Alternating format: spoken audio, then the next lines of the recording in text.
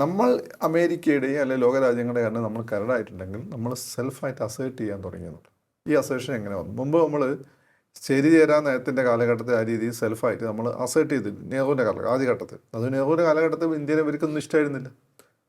ലോകമാധ്യമങ്ങൾ മൊത്തം ഗോവ നമ്മൾ പിടിച്ചെടുത്ത സമയത്തൊക്കെ ഭയങ്കര നെഗറ്റീവായിട്ട് നെഹ്റുവിനെ പറ്റി. പിന്നെ വേറൊന്ന് ഇന്ദിരാഗാന്ധിയെ പറ്റിയാണ്. ഇന്ദിരാഗാന്ധി ഇന്ത്യയുടെ സെൽഫിനെ അസേർട്ട് ചെയ്തു. പക്ഷെ അതിനുശേഷം രാജീവ് ഗാന്ധി ഇന്ത്യ സെൽഫിനെ ഈ കവേർട്ട് ഓപ്പറേഷൻ പാകിസ്ഥാനിൽ ബലൂചിസ്ഥാനിലൊക്കെ നടത്തിയ രാജീവ് ഗാന്ധിയാണ്. പക്ഷേ സൈലൻ്റ് ആയിരുന്നു. ബാക്കി അതിനുശേഷം വന്ന ഒരാളും ഇൻക്ലൂഡിങ് വാജ്പേയി ഇന്ത്യനെ സെൽഫ് അസേർട്ട് ചെയ്യുന്ന കാര്യങ്ങളൊന്നും ചെയ്തിട്ടില്ല. അതിൽ വാജ്പേയി ആകപ്പാടെ ചെയ്തിട്ടുള്ളതെന്ന് വെച്ചാൽ ഇതായിരുന്നു, ആണവപരീക്ഷണം നടത്തി. അങ്ങനെ വാജ്പേയിയെ സംബന്ധിച്ചിടത്തോളം പഴയ ട്രഡീഷൻ്റെ ഭാഗം കൂടിയാണല്ലോ. മോഡി എന്താണെന്ന് വന്നതെന്ന് വെച്ചാൽ സെൽഫ് അസേഷൻ നടത്തണം. ആദ്യം നിങ്ങൾ സ്വന്തം കാര്യം നിൽക്കണം. ഇപ്പോൾ ഇത്രയും കാലം നമ്മൾ സെൽഫ് അസേഷൻ നടത്തി നെഹ്റുവിൻ്റെ കാലഘട്ടം നമുക്ക് മറ്റു വഴിയില്ലായിരുന്നു. മറ്റുള്ളവരെ ഡിപ്പെൻഡ് ചെയ്തിട്ടാണ്. റഷ്യനെ മറ്റും ഡിപ്പെൻഡ് ചെയ്തിട്ടാണ്. ബക്കാ നങ്കലാണെങ്കിലും ഹിരാക്കുഡ് ആണെങ്കിലും എല്ലാം നമ്മൾ അവരെ ഡിപ്പെൻഡ് ചെയ്തിട്ടാണ്, അല്ലെങ്കിൽ മറ്റു ശക്തികൾ ഡിപ്പെൻഡ് ചെയ്തിട്ടാണ്. ഈ ഡിപ്പെൻഡൻസി മറ്റവൻ കസേര വലിക്കുമ്പോൾ നമ്മൾ വീഴും. ഇറാഖിനത് പറ്റിയിട്ടുണ്ട്, ഇറാനത് പറ്റിയിട്ടുണ്ട്, അഫ്ഗാനിസ്ഥാന് പറ്റിയിട്ടുണ്ട്, പാകിസ്ഥാന് പറ്റിയിട്ടുണ്ട്. ഈ ലോകത്ത് എമേജ് ചെയ്യുന്ന എല്ലാ നാഷൻസിനും ഇത് പറ്റിയിട്ടുണ്ട്. ജപ്പാന് പറ്റിയിട്ടുണ്ട്. ജപ്പാൻ എക്കണോമിക്കലി അവർ വളർത്തിയിട്ടുള്ളൂ. ഒരു ഘട്ടത്തിൽ അമേരിക്കൻ റോഡുകൾ ജപ്പാൻ കീഴടക്കി. അതപ്പോൾ തോഷിബ കമ്പനിക്കെതിരെ ഒരു ആരോപണം കൊണ്ടുവന്നിട്ട് ഈ 60-70s ജപ്പാനെ ഒരു മുട്ടുകുത്തിച്ചിരുന്നു. സൗദി അറേബ്യയിൽ ഫൈസൽ രാജാവിനെ അവർ വെടിവെച്ച് വന്നു. ഫൈസൽ രാജാവ് എന്ത് ചെയ്തു? അവരെല്ലാം കുടുംബത്തോടെ തന്നെ വെടിയെടുത്താൽ വാടകയ്ക്കെടുത്താണ് കൊല്ലിപ്പിച്ചത്. ഫൈസൽ രാജാവ് എണ്ണയുടെ ഈ കയറ്റുമതിക്ക് നിയന്ത്രണം ഏർപ്പെടുത്തി. അമേരിക്കയിൽ ഭയങ്കര പ്രതിസന്ധി. വണ്ടികൾ കിലോമീറ്ററുകളടക്കം കെട്ടിക്കിടക്കുന്നു.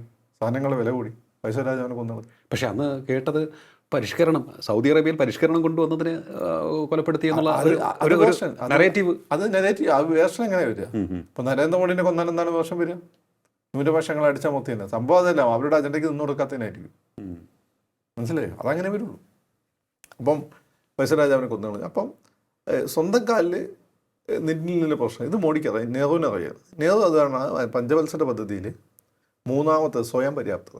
ഈ ഒന്നാമത്തത് കാർഷിക രംഗത്ത് സ്വയം പര്യാപ്തത, രണ്ടാമത് വ്യാവസായിക രംഗത്തെ വളർച്ച, മൂന്നാമത് സ്വയം പര്യാപ്തത, സെൽഫ് റിലയൻസ്. തന്നെ ഇത് നമ്മൾ കൊണ്ടുവന്നപ്പോൾ യുദ്ധം ഉണ്ടായി, ചൈനയായിട്ട് യുദ്ധം ഉണ്ടായി.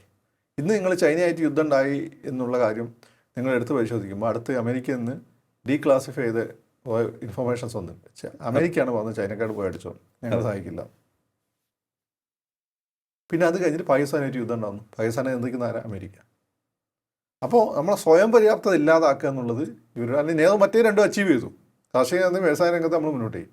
ഈ സ്വയം പര്യാപ്തത തൊട്ടപ്പോൾ പണിയായി. ഇനി ഈ സ്വയം പര്യാപ്തതയുടെ കാര്യത്തിൽ റഷ്യ നമുക്കെതിരായിരുന്നു. കാരണം നമ്മൾ റഷ്യയിൽ നിന്ന് വൻതോതിൽ എയർക്രാഫ്റ്റുകളും മറ്റും മേടിക്കാൻ തുടങ്ങിയത് നമ്മളെ സ്വയം പര്യാപ്തതയ്ക്ക് വേണ്ടിയുള്ള ശ്രമം പരാജയപ്പെട്ടതിന് ശേഷം നെഹ്റു ഇന്ദിരാഗാന്ധി കാലഘട്ടത്തിലാണ് ഈ സ്വന്തമായിട്ട് ഫൈറ്റർ ജെറ്റ് നിർമ്മിക്കാനുള്ള ശ്രമം നമ്മൾ തുടങ്ങി. അതിന് വരാൻ മാരുത്, ഡോക്ലാവാല യുദ്ധത്തിലൊക്കെ മാരുത് വളരെ പ്രധാനപ്പെട്ട പങ്കാണ് വഹിച്ചിട്ടുള്ളത്. നമ്മൾ സ്വന്തമായിട്ട് ഉണ്ടാക്കിയത്. അത് ഈ അമേരിക്കയും റഷ്യയൊക്കെ ഈ ഫൈറ്റർ ജെറ്റുകളുടെ കാര്യത്തിലും റോക്കറ്റ് ടെക്നോളജിക്ക് മുന്നിലെത്താൻ കാരണം ഹിറ്റ്ലർ ഇതിനു വേണ്ടി ട്രെയിൻ ചെയ്ത സയൻറ്റിസ്റ്റുകളെ യുദ്ധാനന്തരം ഇവർ പിടിച്ചുകൊണ്ടുവന്നതാണ്. അങ്ങനെ അവരെ ഇന്ന് രക്ഷപ്പെട്ട ഒരാളെ നമ്മൾ നെഹ്റു ഇന്ദിരാഗാന്ധി അവരുടെ ടീമിലുള്ള ആളുകൾ ഇവിടെ കൊണ്ടുവന്നു, ഇന്ത്യയെ കൊണ്ടുവന്നു. അപ്പോൾ അയാളാണ് ഈ ഫൈറ്റർ ജെറ്റ് ഉണ്ടാക്കിയത്. അപ്പോൾ അന്ന് നിങ്ങൾ നോക്കും, ലോകത്തെ പറ്റും ഫൈറ്റർ ജെറ്റ് ഉണ്ടാക്കുന്ന രാജ്യങ്ങൾ അമേരിക്ക, റഷ്യ, ബ്രിട്ടൻ ആൻഡ് ഫ്രാൻസേ ഉള്ളൂ. ഈ 4. അപ്പോൾ 5ാമത്തെ രാജ്യമായിട്ട് ഇന്ത്യ വരികയാണ്. ഫൈറ്റർ ജെറ്റ് സ്വന്തമായി ഫൈറ്റർ ജെറ്റ് ഉണ്ടാക്കുന്നു.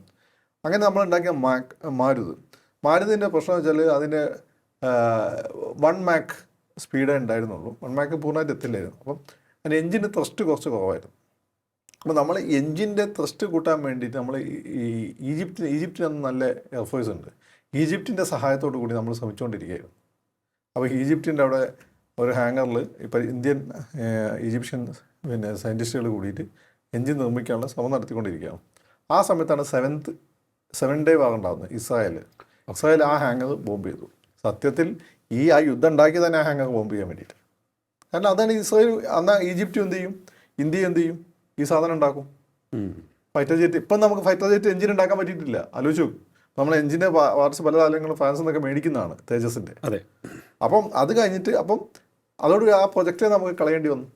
അന്ന് തുടങ്ങിയിരുന്നെങ്കിൽ എന്ത് സംഭവിക്കും? നമ്മളതിൽ സ്വയം പര്യാപ്തം നേടും. ഇപ്പോൾ നമ്മൾ 6th ജനറേഷൻ ഫൈറ്റർ ജെറ്റും ഉണ്ടാക്കും, along with America and China നമ്മളുണ്ടാക്കും. മാത്രമല്ല മറ്റു രാജ്യങ്ങൾക്ക് നമ്മൾ കൊടുക്കുകയും ചെയ്യും. ഏതുപോലെ നമ്മളെ ഈ സ്പേസ് ടെക്നോളജി. സ്പേസ് ടെക്നോളജി മനസ്സിലായില്ലേ? അപ്പം അതോടുകൂടി നമ്മൾ ആ പരിപാടി നിർത്തി റഷ്യയിൽ നിന്ന് വൻതോതിൽ നമ്മൾ മേടിച്ചു തുടങ്ങി. റഷ്യ വന്നിട്ടുണ്ടാവും. ഇൻ്റലിജൻസ് അങ്ങനെയാണ്, നമ്മൾ വിചാരിക്കുന്ന പോലെയല്ല. നമ്മൾ കെട്ടിപ്പിടിക്കുന്ന ഉള്ളിൽ പണി തരും. അതാണ് ജെയിംസ് ബോണ്ടിൻ്റെ കയ്യിൽ എപ്പോഴും പൂവുണ്ടാവും, പിന്നീട് തോക്കും ഉണ്ടാവും. അതാണ് ഇൻ്റലിജൻസ്. അപ്പം അങ്ങനെ പിന്നെ നമ്മൾ എന്തോ റഷ്യനെ ഡിപ്പെൻഡ് ചെയ്തു. പിന്നെ കുറച്ച് വിമാനങ്ങൾ നമ്മൾ അമേരിക്കയിൽ നിന്ന് വാങ്ങി. അമേരിക്കയല്ല, ഇവരെ കയ്യിൽ നിന്ന്, ബ്രിട്ടൻ്റെ കയ്യിൽ നിന്ന് ജാഗ്വാർ വിമാനങ്ങൾ വാങ്ങി. കുറച്ച് മിറാഷ് വിമാനങ്ങൾ, ഫ്രഞ്ചിൻ്റെ, എല്ലാവരും ഹാപ്പി. പിന്നെ അതിനുശേഷം പിന്നെ ഒരുപാട് വാജ്പേയിൻ്റെയൊക്കെ സമയം നമ്മൾ സ്വയം രണ്ടാമത് ഈ പദ്ധതി തുടങ്ങി. അപ്പോൾ 30 വർഷത്തെ ഡിലേ വന്നു. ഈ 30 വർഷം നമ്മൾ ഈ ആകാശം കൂടി നമ്മൾ കീഴടക്കേണ്ട സമയമായിരുന്നു. ഫൈറ്റർ ഉണ്ടാക്കിയാൽ നമ്മൾ സമയം ജെറ്റ് വിമാനങ്ങളുണ്ടാവും, യാത്രാ വിമാനങ്ങളുണ്ടാവും. ഇപ്പോൾ നമ്മൾ ചില യാത്രാ വിമാനങ്ങളൊക്കെ HAL ഉണ്ടാക്കുന്നുണ്ട്, അത് പോരാ. മനസ്സിലായില്ലേ? അപ്പോൾ നമ്മളെ വലിയൊരു കുതിച്ചുകാട്ടായിരുന്നു. അതിന് അവർ പല രീതിയിൽ തടസ്സം ചെയ്തു. അങ്ങനെ നെഹ്റുവിന് അന്ന് കണ്ടിന്യൂ ചെയ്യാൻ പറ്റുന്ന പല കാര്യങ്ങളാണ് മോഡി എടുത്തിട്ട് പിന്നെ നിരന്തര യുദ്ധം. ഇന്ദിരാഗാന്ധിയുടെ സമയം പാകിസ്ഥാനായിട്ട് നിരന്തര യുദ്ധമാണ്. അപ്പോൾ നമുക്ക് ഒരുപാട് കാര്യങ്ങൾ ശ്രദ്ധിക്കാൻ പറ്റില്ല. യുദ്ധമാകുമ്പം നമുക്ക് മറ്റുള്ളവരെ സാധനങ്ങളൊക്കെ മേടിച്ച് പെട്ടെന്ന് ഉപയോഗിക്കേണ്ടി വരും, അത് സമയം കിട്ടില്ല. കറക്റ്റ്. വാജ്പേയിയുടെ സമയത്താകുമ്പോഴേക്കും കാർഗിൽ യുദ്ധം ഉണ്ടായി, അപ്പോൾ നമുക്ക് ഉപയോഗിക്കേണ്ടി വന്നു. അങ്ങനെയാണ് ഇസ്രായേൽ നമ്മളായിട്ട് എടുക്കുന്നത്. ഈ സമയത്ത് ഇസ്രായേലിനുള്ളിൽ കൂടെ പണിയെടുക്കും. അമേരിക്ക അറിയാതെ ഈ ലോകത്തൊരു യുദ്ധം നടക്കില്ല. അമേരിക്ക അറിയുന്ന കാര്യങ്ങൾ ഇസ്രായേൽ അറിയും. ഇസ്രായേൽ നമ്മളെ സുഹൃത്താന്ന് പറയുമ്പോഴും ഇസ്രായേൽ ഇതിൻ്റെയൊക്കെ പണിയെടുക്കും. അപ്പോൾ ഇന്ത്യയെ നമ്മളെ സഹായിച്ചു എന്നുള്ള ഇമേജ് ഉണ്ടാക്കണം, അങ്ങനെ ആ ബന്ധം ഉണ്ടാക്കാം. ഇങ്ങനെയൊക്കെയാണ് ഇതിൻ്റെ ഒരു കളി. അപ്പോൾ അവിടെയാണ് ഈ കളി മോഡി തിരിച്ചു കളിച്ചു. ഇസ്രായേലായിട്ട് നിങ്ങൾ നമ്മളവിടെ ഫ്രണ്ട്സിൻ്റെ കൂടെ വരികയല്ലേ, അത് നമ്മളെ ഫ്രണ്ട്സ് ഓക്കെ സഹായിക്കും. ആ ടെക്നോളജിയൊക്കെ അങ്ങോട്ട് കൊണ്ട് ട്രാൻസ്ഫറൊക്കെ നടക്കുന്നുണ്ട്. റഷ്യയുടെ കയ്യിൽ നമ്മൾ ഡിമാൻഡ് വെച്ചു ടെക്നോളജി ട്രാൻസ്ഫർ വേണം. അപ്പം സർവ്വമേഖലയിൽ നമ്മളിപ്പോൾ സ്വയം പര്യാപ്തതയിലേക്ക് നീങ്ങാനുള്ള ഒരു അടിസ്ഥാനം ഇടുക. അത് വ്യവസായ രംഗത്താണ്. അത് ഇങ്ങനെ നീങ്ങണമെങ്കിൽ പൂർണ്ണമായും ഗവൺമെൻറ്റിന് മാത്രം പറ്റില്ല. മനസ്സിലായില്ലേ? ഗവൺമെൻറ് മാത്രം പറ്റില്ല. നമ്മൾ ഗവൺമെൻറ് അത്ര പൈസ ഇല്ല. ഗവൺമെൻറ് ഇവിടെ പാവങ്ങളെ കാര്യങ്ങളൊക്കെ നോക്കണം. അതിന് പ്രൈവറ്റ് സെക്ടർ വളരണം. അമേരിക്ക ഇസ്രായേൽ ഇത്രയും വളർന്നു വെച്ചാൽ അവിടുത്തെ പ്രൈവറ്റ് സെക്ടറിൻ്റെ വളർച്ചയാണ്. ഇപ്പം ബോയിങ് കമ്പനി, ഡഗ്ലസ് മുമ്പ് കമ്പനി ഉണ്ടായി, ബോയിങ് കമ്പനി, ലോക്ഹീഡ് മാർട്ടിൻ, ഇതെല്ലാം പ്രൈവറ്റ് സെക്ടർ. അവരാണ് അമേരിക്ക യുദ്ധവിമാനം ഉണ്ടാക്കി കൊടുക്കുന്നത്. ഇസ്രായേലും അങ്ങനെ തന്നെയാണ്. പിന്നെ ഈ ഫ്രാൻസിന് മാത്രം റഫേൽ അവിടെ ഗവൺമെൻറ് ഓൺഡ് കമ്പനിയാണ്. അത് യൂറോ ഫൈറ്റർ അവിടെയുള്ള ഗവൺമെൻറ്റുകളെല്ലാം കൂടി കമ്പനിയാണ്. അപ്പം അതർവൈസ് അമേരിക്കയാണ് കംപ്ലീറ്റ് പ്രൈവറ്റൈസ്ഡാണ്. അതുപോലെ തന്നെയാണ് മറ്റേവരും ഇസ്രായേലും. അപ്പോൾ ഇവിടെ വലിയ മുതലാളിമാരും വലിയ മുതലുമുതൽ കടത്താനുള്ള ഗ്ലോബൽ ഇമ്പാക്റ്റ് ഉണ്ടാക്കാൻ പറ്റുന്ന മുതലാളിമാരാണോ? അതുകൊണ്ടാണ് അംബാനിനെ അദാനിനെ സഹായിച്ചത്. ഓക്കെ. അതാണ് ഈ കമ്മ്യൂണിസ്റ്റ് മുതലാളിമാരെ സഹായിക്കുന്നത്. അത് രാജ്യത്തിൻ്റെ താല്പര്യമാണ്. അങ്ങനെയുള്ള അപ്പം ബാക്കി കാര്യങ്ങൾ അവർ നോക്കിക്കോളും. ടാറ്റ, അംബാനി, അദാനിയൊക്കെ മുതൽമുതൽ കിടക്കും. മുതൽമുതൽ കിടക്കുക അവർക്ക് ലാഭം കിട്ടണം. അത് അവർ പെർഫെക്റ്റായി ചെയ്തോളൂ. അതുകൊണ്ടാണ് അവരെ കൂട്ടുന്നത്. അത് കമ്മ്യൂണിസ്റ്റ് സമ്മതിക്കില്ല. എല്ലാം ഈ പൊതുമേഖലയൊക്കെ IAS ആര് മുടിപ്പിക്കണം, അതാണ് അവരുടെ ആവശ്യം. എന്നിട്ട് തൊഴിലാളികളുടെ സമരം ഉണ്ടാക്കണം. മനസ്സിലായില്ലേ? അപ്പം ഈ രീതി സ്വയം പര്യാപ്തതയിൽ എത്തിക്കുന്ന എല്ലാ മേഖലയിലും. ഇപ്പം നമ്മൾ ഏറ്റവും വലിയ ക്രൈസിസ് അതാണ് ഓയിൽ ക്രൈസിസാണ്. ഓയിൽ ഇല്ലെങ്കിൽ നമ്മൾ പെട്ടു. ഇപ്പോൾ നമ്മൾ അനുഭവിക്കുന്നുണ്ട്. അതിനെ മറികടക്കാൻ ഒറ്റ വഴിയേ ഉള്ളൂ, ഓയിൽ ഇതര ഇന്ധനങ്ങളിലേക്ക് നമ്മൾ മാറണം. അങ്ങനെയാണ് ഈ ബാറ്ററി കാറുകളെ മോഡി EVനെ പ്രോത്സാഹിപ്പിച്ചു തുടങ്ങി. മറ്റേ 15 വർഷത്തെ ലിമിറ്റ് കൊണ്ടുവന്നു. അതെ. അപ്പം ആദ്യം നമുക്ക് ബുദ്ധിമുട്ടായിട്ടുണ്ടെങ്കിൽ തന്നെ ഇപ്പം എന്താണ് സുഖം. ഇപ്പം യുദ്ധം ഞാൻ EV ഉപയോഗിക്കുന്ന ആളാണ്. അവർ യുദ്ധം എന്നെ ബാധിച്ചിട്ടില്ല. എൻ്റെ കറണ്ട് ചാർജിൽ ആപ്പാടെ 1000 രൂപയുടെ വ്യത്യാസമില്ല. ഞാൻ 10,000 രൂപയ്ക്ക് പെട്രോൾ അടിച്ചുകൊണ്ടിരുന്ന ആളാണ്. മനസ്സിലായില്ലേ? അതുപോലെ സ്കൂട്ടറുകൾ ഉപയോഗിക്കുന്നു. അത് ഇനി ഇൻ കേസ് ഒരു യുദ്ധം വന്നെങ്കിൽ ഗ്രിഡുകൾ നശിച്ചു പോയാൽ, ഇന്ത്യൻ പാകിസ്ഥാൻ യുദ്ധം നമ്പന്മാർ ഈ കറണ്ടിൻ്റെ ഗ്രിഡിനാണ് ആദ്യം ആക്രമിക്കുക, ഇലക്ട്രിക് ഗ്രിഡിന്. അതിനെ മറികടക്കാനാണ് സോളാർ. അതെ. അങ്ങനെ ഇതാണ് ചൈന ചെയ്തിട്ടുള്ളത്. ചൈന ഒരു ആണവായുധ യുദ്ധം വന്നാൽ നശിക്കില്ല. അവരത് 3rd ലൈൻ ഫാക്ടറീസ് ഉണ്ട്, തുർക്ക്മെനിസ്ഥാൻ സ്റ്റൈൽ.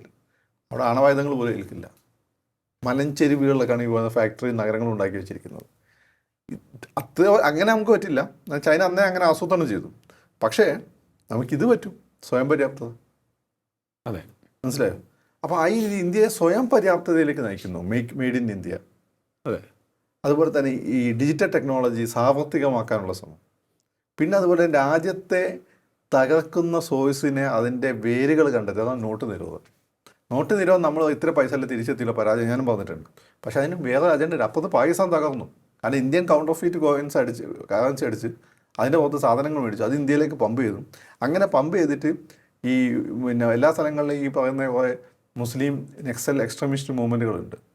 മറ്റേ ഇവാഞ്ചലിസ്റ്റുകൾക്ക് ഇവർ പൈസ കൊടുക്കണ്ടല്ലോ, അത് അമേരിക്ക കൊടുക്കല്ലോ. ഓക്കെ. അപ്പോൾ ഇവരെ സഹായിച്ചിട്ട് ഇവിടെ ഭരണകൂടങ്ങളെ നിയന്ത്രിക്കുക എന്നുള്ള പരിപാടി. ഈ പരിപാടി നോട്ട് നിരോധനത്തോടും ഇല്ലാതെ ഇത് നിങ്ങൾ എവിടെ നോക്കിയാൽ പിടിക്കില്ല. ഇവനെ ഈ നോട്ടും കൊണ്ട് ബാങ്കിൽ പോയി മാറ്റാൻ പറ്റില്ല. അതുകൊണ്ട് ഇത് ബാങ്കിൽ വരില്ല. ബാങ്കിൽ ഇവിടെ പാവപ്പണം ഉണ്ടിയക്കാരായിട്ടുള്ള പൈസ ബാങ്കിൽ വരുള്ളൂ, കള്ളപ്പണം വരുള്ളൂ, അല്ലെ വരാതിരിക്കുള്ളൂ. ഇത് പിന്നെ എന്ത് ചെയ്യും? ഗവൺമെൻറ് നശിപ്പിച്ചു കളഞ്ഞു, കത്തിച്ചു കളഞ്ഞു ഈ പൈസ. നോട്ട് നിരോധനമാണ് സത്യത്തിൽ ഈ അതിനുശേഷം ടെററിസത്തിൻ്റെ ഇമ്പാക്റ്റ് കുറവാണ്. പിന്നെ വലിയ 2 പൊട്ടിക്കൽ പൊട്ടിച്ചു എന്നല്ലാതെ വലിയ രീതിയിൽ ഉണ്ടായിട്ടില്ല. കാശ്മീരിൽ എന്തുകൊണ്ടാണ് വലിയ വിഷമങ്ങൾ ഉണ്ടാകാത്തത്? എന്നിട്ടാണ് പിന്നെ കാശ്മീരിനെ എന്ത് ചെയ്തു? സംസ്ഥാന പദവി എടുത്തു മാറ്റിയത്. ഇത് വളരെ ആസൂത്രിതമായി ചെയ്തു. അപ്പോൾ സ്വന്തം കാലിൽ നിൽക്കണം. ആദ്യം ചെയ്യേണ്ടത് വെച്ചാൽ സ്വയം പര്യാപ്തത ഉണ്ടാവുക. രണ്ടാമത്തത് നമ്മളെ തകർക്കുന്ന ശത്രുക്കളുടെ അവർക്ക് വരുന്ന സോഴ്സുകൾ അടയ്ക്കുക എന്നുള്ളത്. ഇത് രണ്ടും ചെയ്തപ്പം അമേരിക്കയ്ക്കും ഒക്കെ മനസ്സിലായി മോഡിയെ നമ്മളെ കൈ കിട്ടില്ല. റഷ്യയ്ക്കും അറിയാം ഒരു ഘട്ടം എത്തുമ്പോൾ ഇന്ത്യ സ്വന്തമായിട്ട് കാര്യങ്ങൾ ഉൽപ്പാദിപ്പിച്ച് തുടങ്ങും. ഇപ്പം തന്നെ സ്പേസ് ടെക്നോളജി ചെയ്തു തുടങ്ങി. അപ്പോൾ അവർക്കൊക്കെ തന്നെയാണ് അടി കിട്ടുന്നത്.